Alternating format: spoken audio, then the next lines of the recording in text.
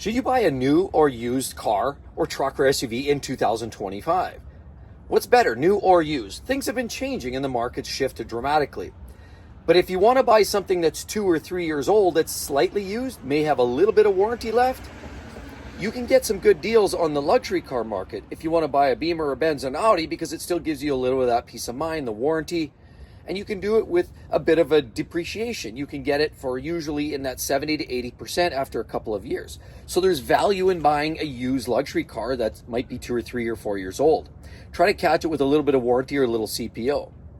But if you're, on the other hand, looking for a regular vehicle, you're looking for a pickup truck or a garden variety SUV or car. If you're thinking about vehicles, specifically trucks are hot. Other vehicles that are hot are Toyotas, Hondas, Mazdas. We know that they are, they're fairly reputable in terms of reliability. They're going to hold their value fairly well. And what I've found in the last few years is shopping for a slightly used Toyota. For example, a Highlander. I was shopping the other day and I had a look, and they had some Highlanders on the lot that were 1 and 2 years old, and some of them had 20, 30, 40,000 miles on them already, and they were still asking within a couple of $1,000s of brand new. But these were 2 years old with some miles on them. Wear and tear, the tires are still probably original, so are the brakes. And so while the tires might be down to 80% and the brakes might be down to 85%, the fact is these cars are used. And so you have to ask yourself the question, is that wear and tear, is the reduced amount of warranty worth it to you? See, because if you're buying a car like a Toyota or Honda, they generally hold very well because a lot of buyers appreciate the reliability that they're getting with those cars. Toyota, the Camry, the Corolla, the RAV4, the Highlander. Those are all very reliable vehicles, and they're very popular, hence why they don't stay on the lot very long. I mean, you've seen recent videos where I've talked about some of the vehicles that are the hottest sellers, that they don't sit on the lot and they're hard to get. That's because they are reliable. So if you're buying a slightly used Highlander or a slightly used Camry, know this, you're going to pay pretty close to new sticker price. The downside is, of course, buying that used one is now you've got 2 years less of service life of the vehicle. You have 2 years less warranty. You've got a little wear and tear. The seats might have a little bumps and bruises. You might even have a first couple of rock chips. The win is with most cars, you do save on some of that depreciation. Other drawbacks with buying brand new, though, you might say, look, instead of buying that used car and it's only $5,000 less than a brand new one and it's already got 40,000 miles on it. When you buy a new car, there's other fees, admin fees, tire levies, other fees that generally don't go with used cars. So when you look at the sticker price of a brand new vehicle, it often comes with extra fees. That's why you have to ask for the out-the-door price. With the out-the-door price, then you have a better sense of what's the value of that vehicle versus that used, because it's the out-the-door price that really speaks volumes. On top of that, when you buy a new vehicle, the downside and the drawback is you rarely drive it as is. Whether you get some of the extras done at the dealer or whether you take it down to get it done at third-party tint shop, most people end up deciding to get a little PPF on the front. Make sure that you've got stone protection, so you're going to protect your investment. Put down on the rocker, on the front bumper. Definitely get that first half of the car covered, so the stones in the wintertime don't wreck your beautiful paint. And so adding paint protection film could cost you $1,000. You want to put in those all-weather floor mats in there, that might cost you another $600-700. If you want to add some of the extras in there, maybe you want to put on mud guards and maybe a few little extras. Even if you're doing it outside of the dealer, which I always recommend, go to a third-party shop. You're probably going to save some money that way. You're still going to add some money onto the game. So you buy a new car, it's never just once and done. Say out-the-door price of a new car might be $40,000.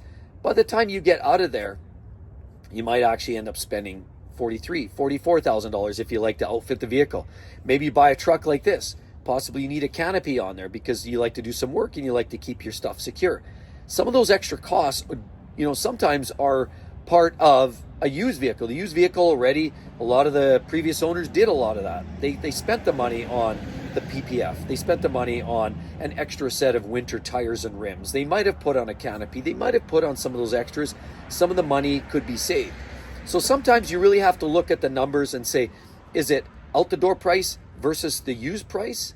That's the bigger conversation, because you can't just go by sticker price. You ask the dealers to negotiate against each other, get your best price, out the door price, get it in writing, and understand then how much that differential is. Because if you're getting a BMW with the B58 we talk about, that's one of the more popular models with that inline six, those are actually holding a pretty sturdy value. So you look at a car like a BMW that is known, you know, a lot of young spirited drivers generally drive them kind of hard. And so then you have to ask yourself, am I willing to give up 2 years of warranty, 2 years of wear and tear to save, you know, $6,000 or $7,000? You have to ask yourself that, because quite often that's not enough, especially when you're dealing with luxury cars. If you're dealing with everyday cars, again, Hondas, Toyotas, most people don't drive the wheels off them. Most people don't drive them too hard.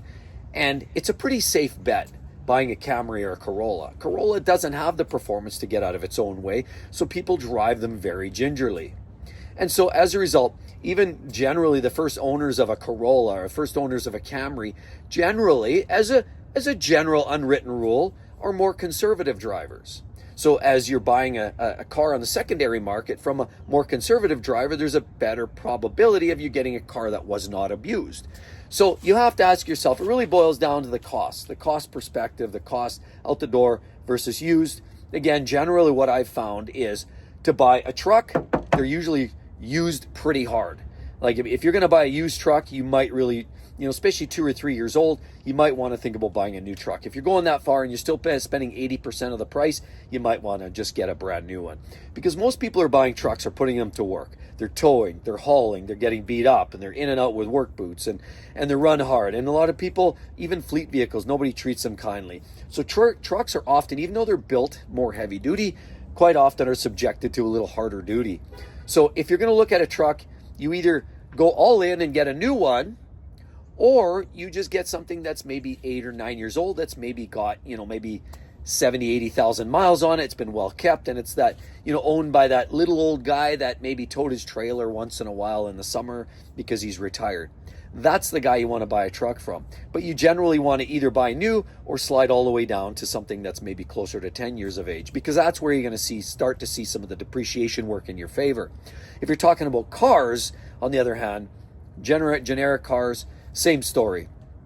I would generally, for the import cars, Hondas, Toyotas, generally buy something either brand new or go something that's substantially older. You can find a lot of great used Toyotas out there that are 10 years old, that have 70, 80,000 miles, and you know full well they're going to run to 150 to 250,000 miles all day. So you know you've got a lot of service life left, and you know parts replacements are going to be very affordable. That's why they're so popular. So the question is, in 2015, what's changed? Well, what's changed is the escalation of prices. These new car prices have gone through the roof. So you really do have to ask yourself, do I need an older used vehicle or a brand new vehicle? Really depends on your budget, really depends on your needs. But a lot of people now, you know what, if you're not using it for work, if you're not using it for your business where you need to have reliable transportation, or you don't drive in severe inclement weather where you need to have that reliable transportation because nobody wants to have a breakdown in the desert or in minus 40 degree weather, you've got to think about that as well. But ultimately, new versus used in 2025, it almost always makes more sense to buy something used unless it's something like a 2 or 3 year old Toyota. I hope that helps everybody, and I hope that sort of summarizes it for you. Be sure to drop a line. Have you bought a car recently, and did you do that budget dollar analysis? I can give you some great examples here coming up in videos in the near future, but I'd like to hear your story down below. And as always, everybody, hope you have a wonderful weekend. Talk to you real soon, everybody. Bye-bye.